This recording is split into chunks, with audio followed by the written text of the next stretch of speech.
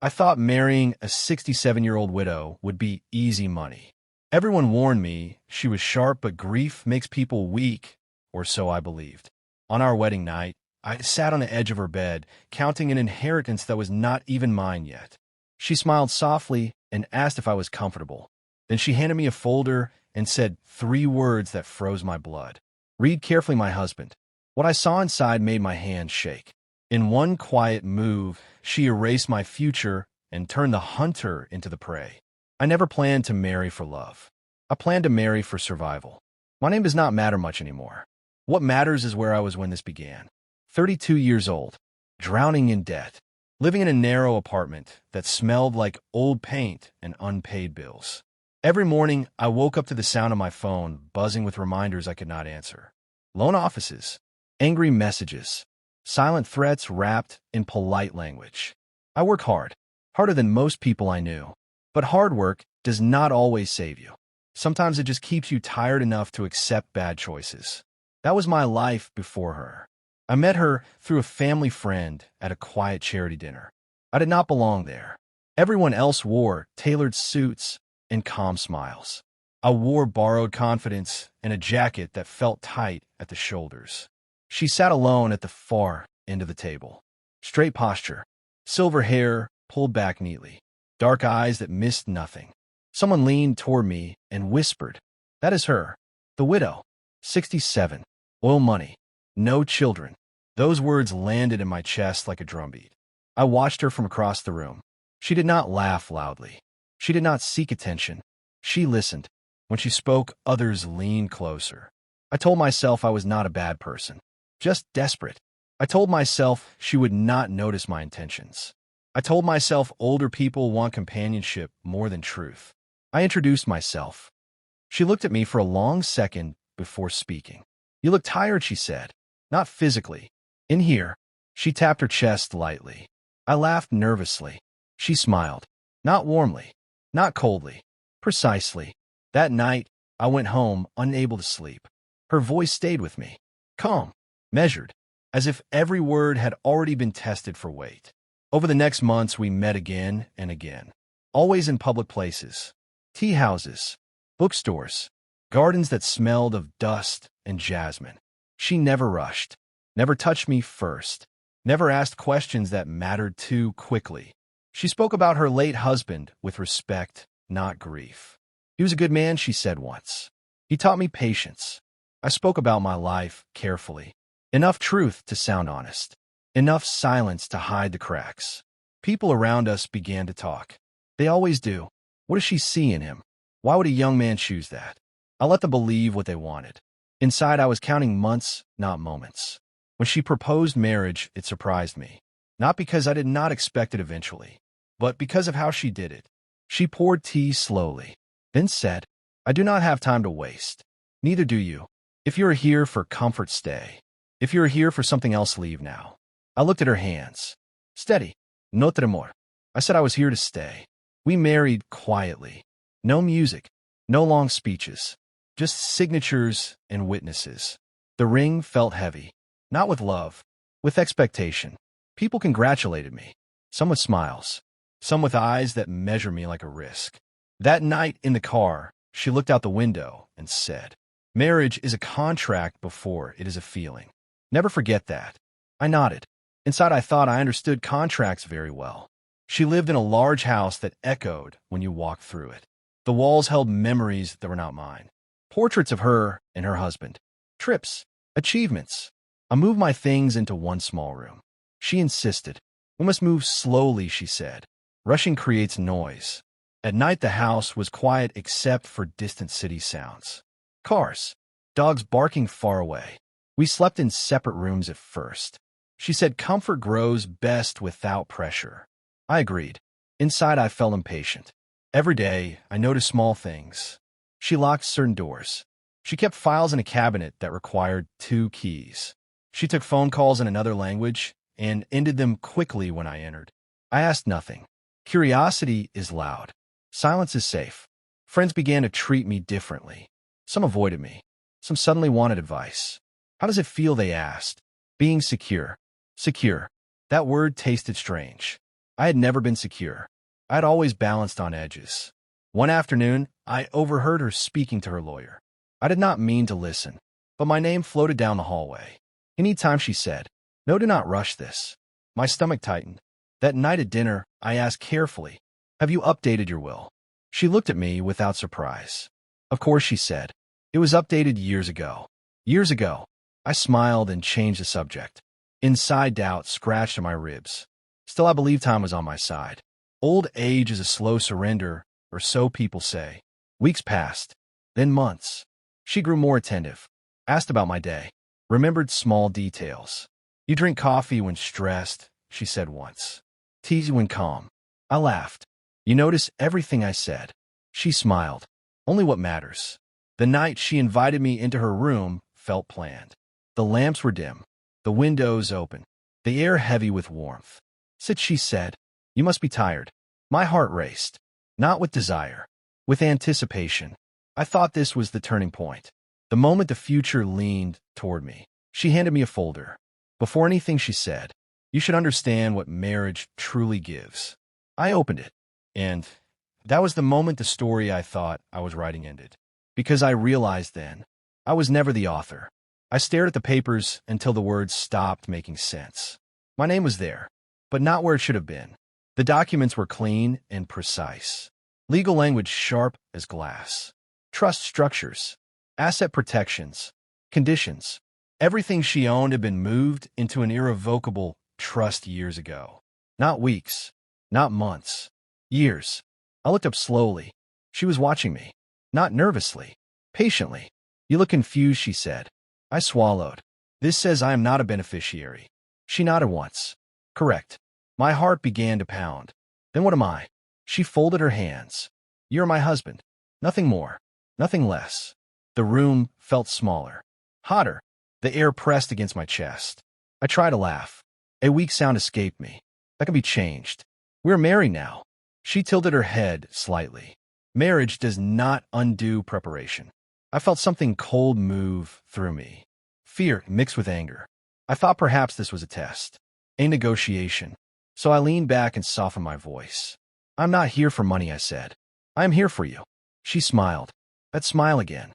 Measured. "Good," she said. "Then nothing is wrong." That night, I did not sleep. I listened to the house breathe. Every creak felt like judgment. In the morning, I began my own quiet investigation. I checked drawers when she was out, asked questions casually, watched who visited. I learned she met with advisors weekly.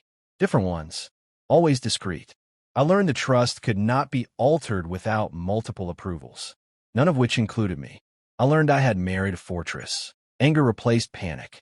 I felt humiliated, outplayed. At dinner one night, I pushed harder.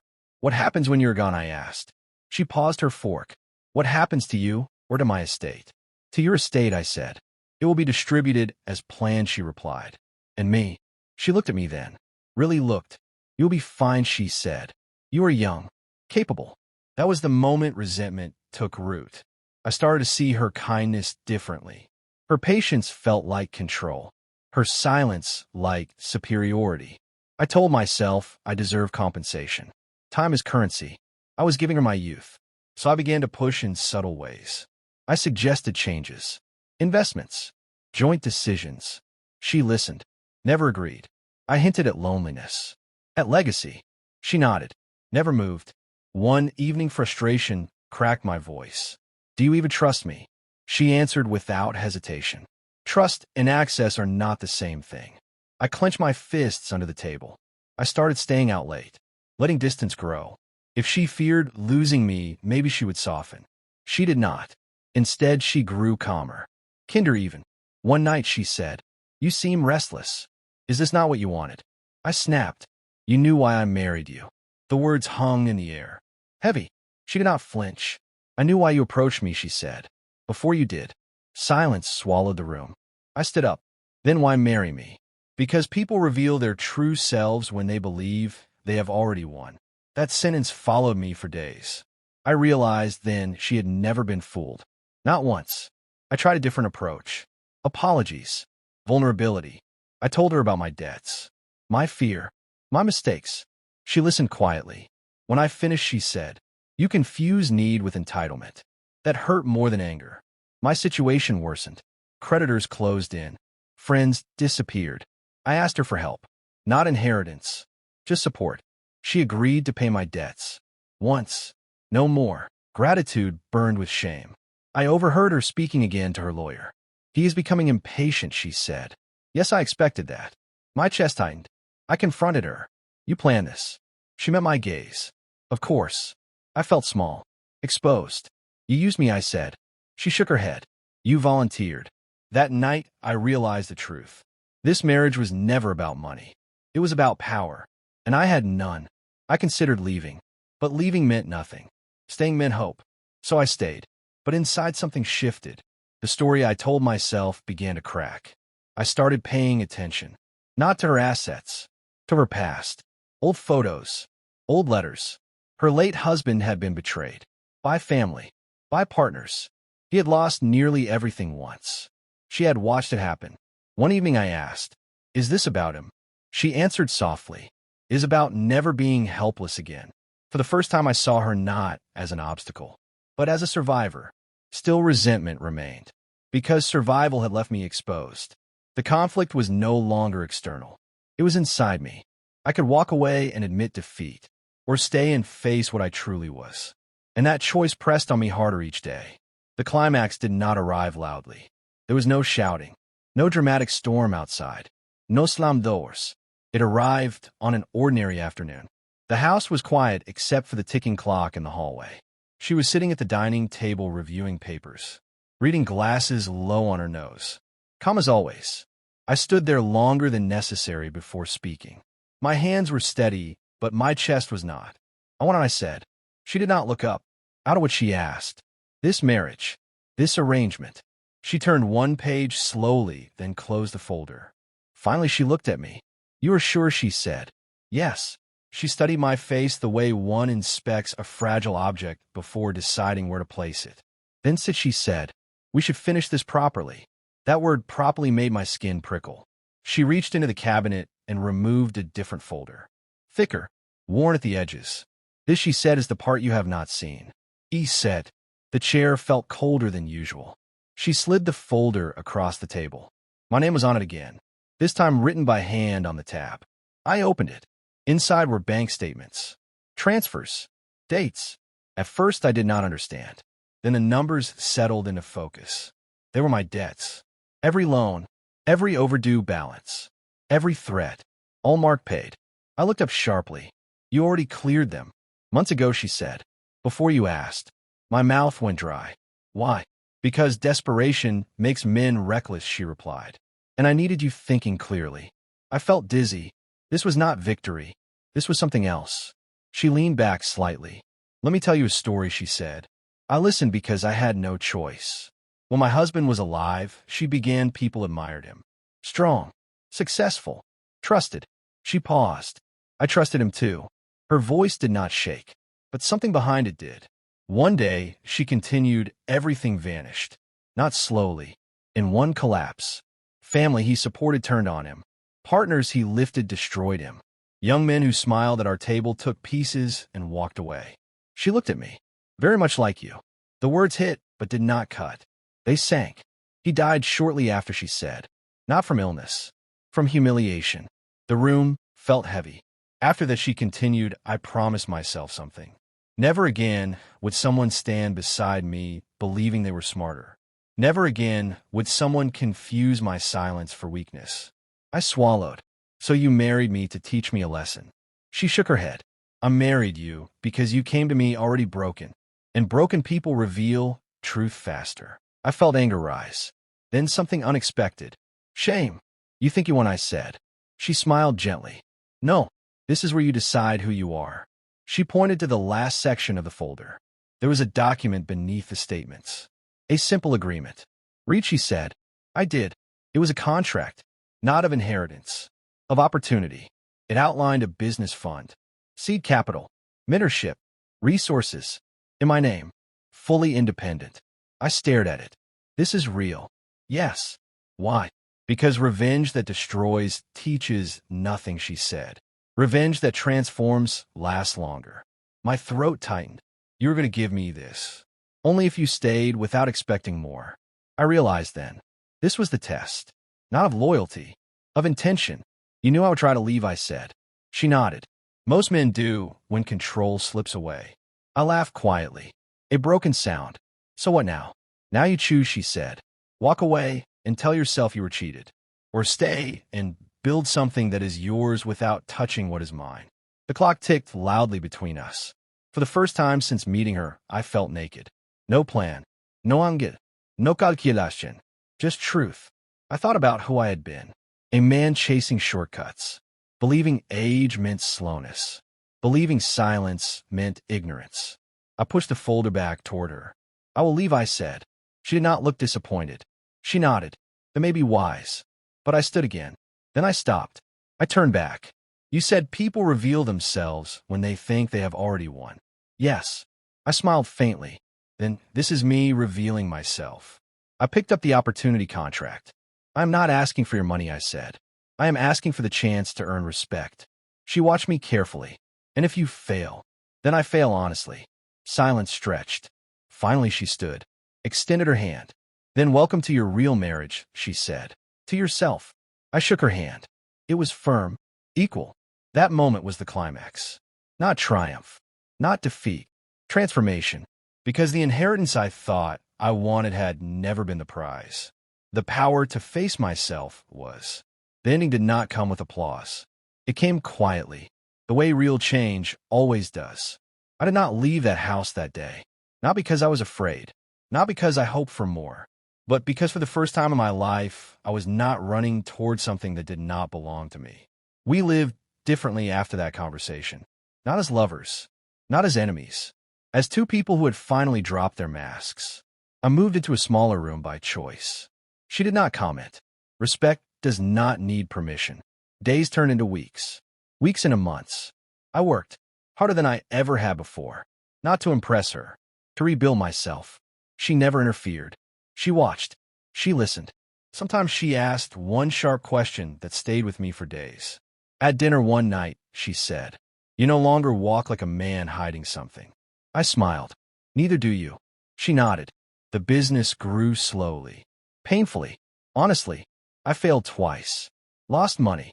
Learned restraint. She never rescued me. That was the point. One evening I returned home late. Exhausted. Defeated. She was sitting in the living room, holding a familiar folder. "Sit," she said. My chest tightened again. Old instincts do not die easily. She opened the folder and slid a single document toward me. "Read." I did. It was an amendment. Not to her trust. To her will. My name was there. Not as an heir. As an executor. I looked up sharply. Why? Because power should be held by those who understand restraint, she said. I shook my head. I am not family. She smiled softly. Family is not blood. It is who does not betray you when they finally can. Emotion pressed behind my eyes. There is more, she said. She reached for another envelope. Older. Sealed. This, she said, was meant to be opened after my death. But I'm tired of secrets. She handed it to me. Inside was a letter. Written years ago. It spoke of regret. Of watching young men destroy themselves, chasing shortcuts. Of wishing to save one before it was too late. Then I reached the last paragraph. If you're reading this, and you are still beside me, not waiting for my end, then you were never my mistake. My hands trembled. I looked at her. You planned this from the beginning. She nodded. I did not plan you. I planned the possibility of you. Silence settled between us. Not heavy. Complete. That night, I did not sleep. Not from fear. From clarity. Weeks later, she fell ill. Suddenly. Quietly. Hospitals smell like endings. Beeping machines. Whispered voices. I sat beside her bed. No calculations left. She looked at me and said, "Do not waste what you learned." "I will not," I said. She passed the next morning. There was no drama. Just stillness. At the reading of the will, the room was full. Distant relatives. Curious faces. They watched me closely. Waiting. The lawyer read calmly. Assets distributed to charities. Funds locked. Conditions sealed. Murmur spread. Then my role was read. Executor. Guardian of intent. Not a single coin inherited. Some smiled. Some scoffed. They thought I lost. They were wrong. Months later, I discovered the final twist. While organizing her papers, I found a hidden ledger. One last lesson. Every business I had built, every opportunity one believed was mine alone, had been quietly supported by anonymous partnerships she arranged in advance. Not control, protection. She never intended to give me her wealth. She intended to give me something rarer, a chance to become a man who no longer needed it. I stood alone in that quiet house one last time. Sunlight through the windows. No echoes left. I came here to take everything from her. In the end, she took everything from me. My greed, my fear, my smallness, and left me with a life I finally deserved. I married a woman for her inheritance, and walked away inheriting myself.